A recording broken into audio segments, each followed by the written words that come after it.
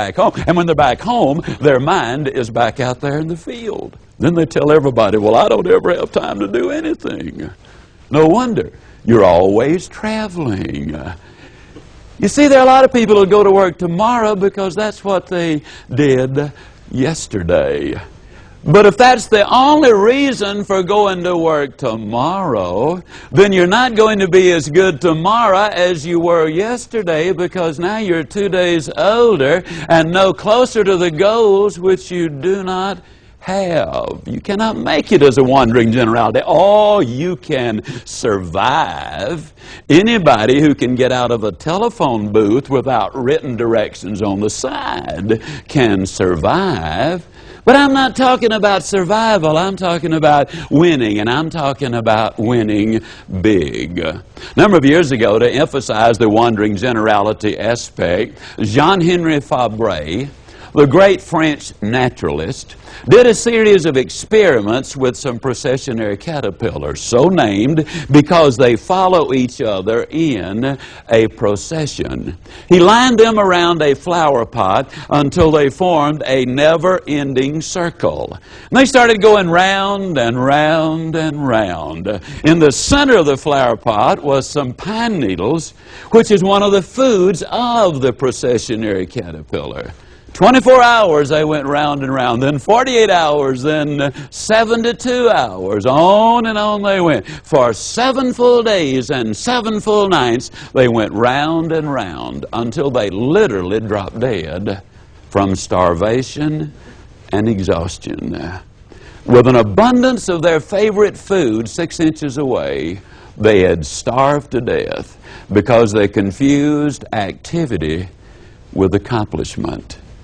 In your organization, I'll absolutely guarantee it, if you've got a dozen people in your organization, you're going to have at least one person there who is forever busy. I mean, they go here, they go there, they do this, they do that. They're into this, they're into that. And when they get there every day, their desk is piled high. And when they leave every day, the desk is still piled high. And the number of completed tasks which they have accomplished is very minimal. They are wandering generalities. Now let me tell you something, folks.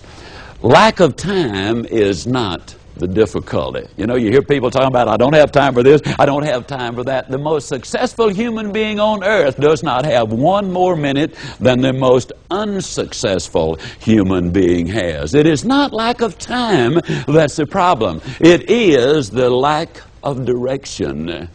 Years ago, the great merchant J.C. Penney put it this way: you give me a stock clerk with a goal, and I'll give you a person who will make history. But you give me a person without those goals, and I will show you a stock clerk. You got to have goals. Can you imagine the chairman of the board for a major corporation like, let's say, General Motors, and somebody says to him, they ask the question, how'd you get to be the chairman of the board for General Motors?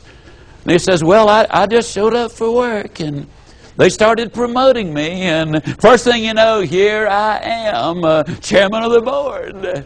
Would you believe it if somebody said that when Sir Edmund Hillary, the first man to scale Mount Everest, when he climbed down off that mountain, and somebody came to him and said, Sir Edmund, how'd you climb the tallest mountain in the whole world? Do you really think, he said, well, I was just out walking around. Incredible.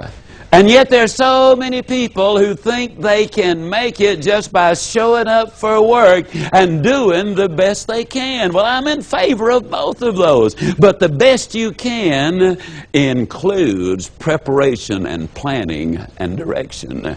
Probably the most amazing direction or example I could use, and incidentally, I want to emphasize this, goals work personally, they work for families, they work for companies, and in this example, I will demonstrate that they work for nations.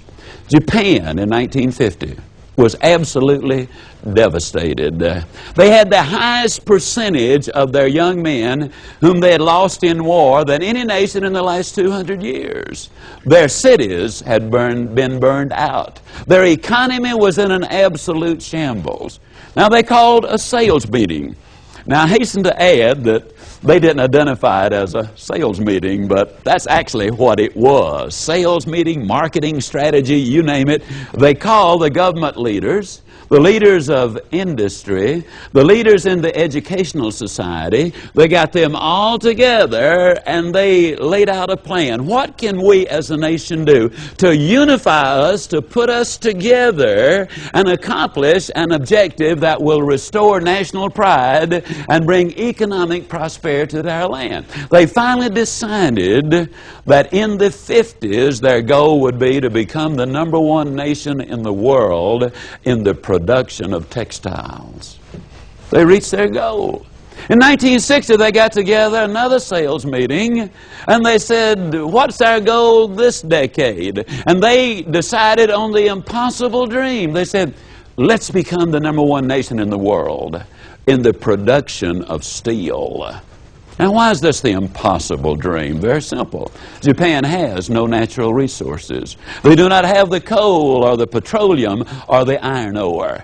They were going to have to haul the natural resources, the raw materials, from thousands of miles away into their land.